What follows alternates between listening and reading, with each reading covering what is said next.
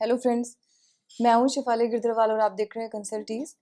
आज के वीडियो में हम लोग डिस्कस करेंगे कंपोजिशन लेवी। जो लोग स्मॉल टैक्स पेयर्स हैं, इंडिया में बहुत सारे कंपोजिशन लेवी यूज़ करते हैं। वो लोग कंपोजिशन लेवी में बहुत सारे इश्यूज थे पहले से ही, और उसको जो हमारा CGST का अमेंडमेंट एक्ट आया है 2018 वाला, जो कि एप्लीकेबल हुआ है 1 फरवरी 2019 से। उस अमेंडमेंट एक्ट के थ्रू जो CGST एक्ट है, जो हमारा शुरू वाला एक्ट था, उसके अंदर काफ़ी सारे चेंजेस किए गए हैं। तो जो कंपोजिशन लेवी का रिलेवेंट सेक्शन था, जिसका नाम था सेक्शन 10 कंपोजिशन लेवी को कवर करता था। तो सेक्शन 10 के अंदर भी काफ़ी सारे चेंजेस किए गए हैं, तो जिसकी वजह से जो कंपोजिशन लेवी है वो अब चेंज हो गई है। ये मैं आपको बता दूं कि मैं यहाँ पे नॉर्मल कंपोजिशन लेवी की बात कर रही हूँ। तो ये कभी सर्विसेज वालों के लिए अलग से बनाई है गवर्नमेंट ने, उसकी मैं यहाँ पे बात नहीं कर रही। आपके जो 1% या जो रेस्टोरेंट को 5% वाली सिंपल जो कंपोजिशन लेवी है, उसकी मैं यहाँ पे बात कर रही हूँ। तो कंपोजिशन लेवी के अंदर क्या क्या चेंजेस आए हैं वो मैं आपके साथ आज डिस्कस करूंगी, क्योंकि आप में से जितने भी लोग कंपोजिशन लेवी में हैं, आपके लिए ये चेंजेस रेलिवेंट होंगे। सबसे पहले कंपोजिशन लेवी का जो सेक्शन था 10, उसके सब सेक्शन 1 के अंदर जो पहले लैंग्वेज थी, तो जो लोग टेक्निकली जाना चाहते हैं उनके लिए मैं ये बता रही हूँ प्रोविजन।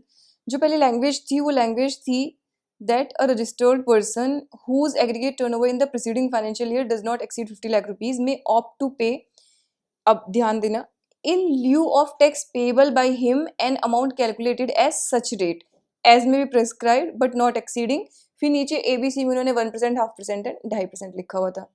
अब इसका मीनिंग क्या निकलता था? इसका मीनिंग ये निकलता था कि आपकी जितनी भी पेबल अमाउंट है, उस पूरी पेबल अमाउंट के बदले आप जो नीचे लिखा है वो पे कर सकते हो।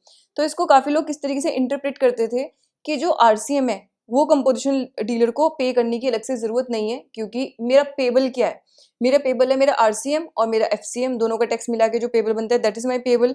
तो वो कह रहे हैं कि नहीं, यहाँ पे उस दोनों को मिला के पेबल नहीं, ये जो टैक्स है कंपोजिशन वाला वो सिर्फ कवर करता है जो आपको 9(1) में फॉरवर्ड चार्ज में टैक्स पे करना पड़ता है, जो RCM में पे करना पड़ता है वो इसको कवर नहीं करता। ऑल्दो जो सेक्शन शुरू होता है, सेक्शन 10 शुरू ही होता है, notwithstanding anything to the country contain this act but subject to section 9, 3 and 4। तो यानी कि 9, 3 एंड 9, 4 के पहले भी ये सेक्शन सब्जेक्ट टू था, तो वो नहीं भी लिखा होता तो भी 9, 3 और 9, 4 इसके ऊपर प्रिवेल करते हैं। तो RCM की लाइबिलिटी पहले भी कंपोजिशन डीलर पे थी, लेकिन वो जो लाइन की एक लैंग्वेज थी ना नीचे वाली लाइन की, उससे ऐसा लगता था कि लाइबिलिटी तो है उस पे 9, 3, 9, 4, लेकिन चूंकि उसकी सारी लाइबिलिटी के बदले तो उसको उन रेट्स पे करना है टैक्स जो नीचे गवर्नमेंट प्रिस्क्राइब कर रही है, तो इस वजह से तो उसको फिर RCM अलग से देने की जरूरत नहीं है।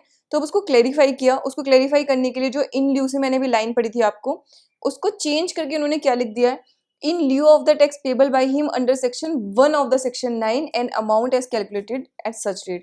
तो यानी कि सेक्शन 9 की जगह सेक्शन 9 सिर्फ 1 कर दिया, तो यानी कि सिर्फ जो आपका फॉरवर्ड चार्ज वाला टैक्स है उसको सब्सटीट्यूट करेगा, ये RCM वाले टैक्स को सब्सटीट्यूट नहीं करेंगी ये रेट जिन पे कि हम कंपोजिशन में टैक्स पे करते हैं। तो ये इसका पहला फंडामेंटल चेंज था इस प्रोविजन के अंदर। देन नेक्स्ट उन्होंने क्या प्रोविजन चेंज किया सर, इसके अंदर जो 1 करोड़ की अमाउंट थी, और 1 करोड़ की अमाउंट कहाँ लिखी हुई थी लॉ के अंदर, तो काफ़ी टाइम पहले काउंसिल की मीटिंग में उन्होंने बोला था कि हम इसको 1.5 करोड़ कर देंगे, और काफ़ी लोगों ने मान लिया कि शायद वो हो भी गई, लेकिन वो नहीं हो पाई थी क्योंकि लॉ के अंदर ही 1 करोड़ लिखा हुआ था, तो वो लोग नोटिफिकेशन के थ्रू भी उसको 1.5 करोड़ नहीं कर सकते थे, इसलिए उन्होंने लॉ को चेंज किया। और लॉ के लिए, लॉ के अंदर अब जो उसकी लिमिट है जिसको कि गवर्नमेंट बढ़ा सकती है जिस हद तक, वो लिमिट 1.5 करोड़ कर दी गई है, और फिर उन्होंने एक नोटिफिकेशन लाके उसको लीगलाइज भी कर दिया। तो लॉ ने तो सिर्फ लिखा था कि मैक्सिमम कर सकते हो आप 1.5 करोड़ तक। इसके बाद आप नोट कीजिएगा, notification number 14/2019 central tax rate वाला नहीं है, सिर्फ सीटी है। तो याद है, रेट वाली चीजें CTR में आती हैं, ये सिर्फ सीटी के अंदर है, राइट। डेटेड 7 मार्च 2019। तो इस नोटिफिकेशन के थ्रू उन्होंने बोल भी दिया है कि जो मेरी थ्रेशोल्ड लिमिट होगी कंपोजिशन लेने की, मतलब उसके बाद आपको कंपोजिशन छोड़नी पड़ेगी, वो 1.5 करोड़ है, कुछ स्टेट्स को छोड़ के जिनमें कि वो 75 लाख है। उन स्टेट्स का मैं नाम आपको बता देती हूँ, अरुणाचल प्रदेश, मणिपुर, मेघालय, मिजोरम, नागालैंड, सिक्किम, त्रिपुरा एंड उत्तराखंड। तो इन स्टेट्स के लिए भी 75 लाख रहेगी, बाकी सबके लिए वो 1.5 करोड़ हो जाएगी जो मेरी लिमिट है कंपोजिशन की। अब वापस आ जाते हैं इस प्रोविजन पे हम लोग। तो ये मेरा दूसरा इसके अंदर का बड़ा चेंज था। अब इसके अंदर तीसरा एक और बहुत बड़ा क्या चेंज था, तीसरा चेंज ये था कि कुछ दिनों पहले मैं अपनी वीडियो में डिस्कस कर रही थी कि हम में से ना बहुत कम लोग ऐसे हैं जो सिर्फ गुड्स में डील करते हो, हम सब लोग एक्चुअली मिक्स करते हैं। तो गुड्स में डील करने के बाद भी हम लोग कुछ ना कुछ सर्विस की सप्लाई कर ही देते हैं। तो मान लीजिए डिबेंचर है, डिबेंचर पे आपको इंटरेस्ट आ गया, कुछ सिक्योरिटीज पे इंटरेस्ट आ गया कि चलो वैसे जो एफडी वगैरह है आप उसको एग्जाम्प्ट मान रहे हो, राइट, या मैंने शेयर्स में ट्रेडिंग कर ली, या मैंने कमर्शियल प्रॉपर्टी रेंट पे दे दी, मतलब बहुत सिंपल सी चीज़ है कि कभी भी मुझसे सप्लाई ऑफ सर्विस हो जाती है गलती से।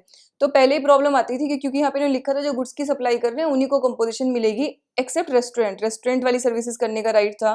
फिर बाद में एक रिमूवल ऑफ डिफिकल्टी ऑर्डर लाके उन्होंने बोला भी कि चलो एग्जाम सर्विसेज हैं तो उस केस में आप ले लो, कोई दिक्कत नहीं है। लेकिन मान लो मेरी टैक्सेबल भी है, बोली छोटी अमाउंट है बट मेरी टैक्सेबल भी हो गई, तो सिर्फ इतनी छोटी सी बात के लिए मुझे क्या कंपोजिशन से बाहर निकाल देना चाहिए?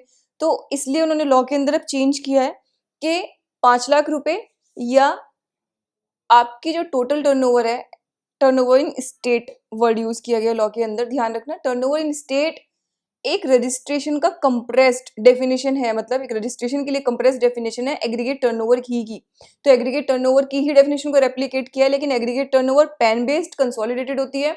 Turnover in A state bus pan based consolidated नहीं होती, अदरवाइज वो बिल्कुल एग्रीगेट टर्नओवर ही होती है। तो यहाँ पे बोला कि टर्नओवर इन ए स्टेट का 10% और 5 लाख रुपए, और सबसे खुशी की बात क्या है, इसके बाद उन्होंने लिखा whichever is higher, whichever is lower नहीं लिखा वरना 5 लाख में लिमिट हो जाती, विच एवर इज हायर। तो वो कह रहे हैं कि उतनी अगर आप सर्विसेज की कर रहे हैं सप्लाई तो भी आपको कंपोजिशन लेवी मिल जाएगी। तो ये बहुत ही राहत की चीज़ है बहुत सारे लोगों के लिए जो लोग कंपोजिशन नहीं कर पा रहे थे, इसलिए क्योंकि उनकी छोटी मोटी कुछ सर्विस भी थी। मैंने कहा ना सर्विस इज वेरी नॉर्मल, बड़ी कॉमन सी चीज़ है सर्विस की सप्लाई हो जाना गुड्स के साथ में भी, तो इस वजह से नहीं हो पाई थी, राइट। तो इसलिए अब आप सर्विसेज कर रहे हैं, अगर सप्लाई कर रहे हैं सर्विसेज की, तो भी आप कंपोजिशन ऑप्ट कर सकते हैं अगर आपकी जो सर्विसेज है वो आपकी टर्नओवर के 10% या 5 लाख रुपए whichever is I will say higher उतने तक नहीं है, मतलब उससे कम है आपकी सर्विसेज की अमाउंट। तो यहाँ पे ऑल्दो एक छोटा सा इशू है कि जो 5 लाख की अमाउंट है, अगर एक ही कंपोजिशन डीलर के बहुत सारे अलग अलग रजिस्ट्रेशन है तो क्या 5 लाख सबके लिए एक क्यूमुलेटिव है, हर किसी को 5-5 लाख मिलेगा? बट आई विल से क्योंकि यहाँ पे इन्होंने विच एवर इज हायर लिखा है, तो अगर वो एक के लिए हो चाहे सबके लिए हो, आपको फिर भी हायर वाली अमाउंट लेनी है, राइट। अब ये भी क्वेश्चन राइज होता है कि अगर मैंने एक जगह हायर लिया और हायर मेरा 5 लाख अमाउंट आ गई, राइट, यानी कि वहाँ की टर्नओवर मेरी कम थी, तो क्या मुझे फिर दूसरे रजिस्ट्रेशन के लिए उसको रिड्यूस करके तब देखना है या नहीं देखना है? ये एक छोटा सा क्लैरिफिकेशन जो सीबीआईसी से चाहिए। ऑल्दो बहुत ज़्यादा फर्क इसका नहीं पड़ेगा क्योंकि कंपोजिशन डीलर जिनके बहुत सारे स्टेट्स में रजिस्ट्रेशन हो ऐसे आपको कम मिलेंगे, जनरली एक ही स्टेट के लिए रजिस्ट्रेशन होता है कंपोजिशन डीलर्स का। तो ये हमारा दूसरा बड़ा चेंज था इस प्रोविजन के अंदर। साथ में जो बाकी फिर कुछ लैंग्वेज के अंदर चेंज हैं जो इन चेंजेस की वजह से ही किए गए हैं, तो ये बाकी सारे वो चेंजेस हैं। तो अपार्ट फ्रॉम दिस जो बाकी प्रोविजन है इसके वो बिल्कुल सेम रखे हैं सीबीआईसी ने। तो अब अगर आप सर्विसेज भी कर रहे हो और आप कंपोजिशन रखना चाहते हैं तो आप रख सकते हैं। और पोर्टल पे कंपोजिशन लेवी सेलेक्ट करने का जो ऑप्शन है वो भी ओपन हो चुका है, तो आप 1 अप्रैल से उसको ऑप्ट कर पाएंगे क्योंकि साल में शुरू में हम लोग करते हैं, हमें बाहर निकलना है या अंदर आना है वो साल के शुरू में डिसाइड करते हैं। अगर आप पहले से इन थे तो आपको उसको हर बार रिन्यू करने की जरूरत नहीं पड़ती, लेकिन साल के शुरू में आपको अगर शिफ्ट करना है तो बताना पड़ेगा। तो अगर अब आप एलिजिबल हो गए हो, right, due to this provision, तो फिर अब आप ऑप्ट कर सकते हो कंपोजिशन लेवी के लिए। तो उसको आप 1 अप्रैल से पहले पोर्टल पे जाके कर लें। Thank you so much for watching this video.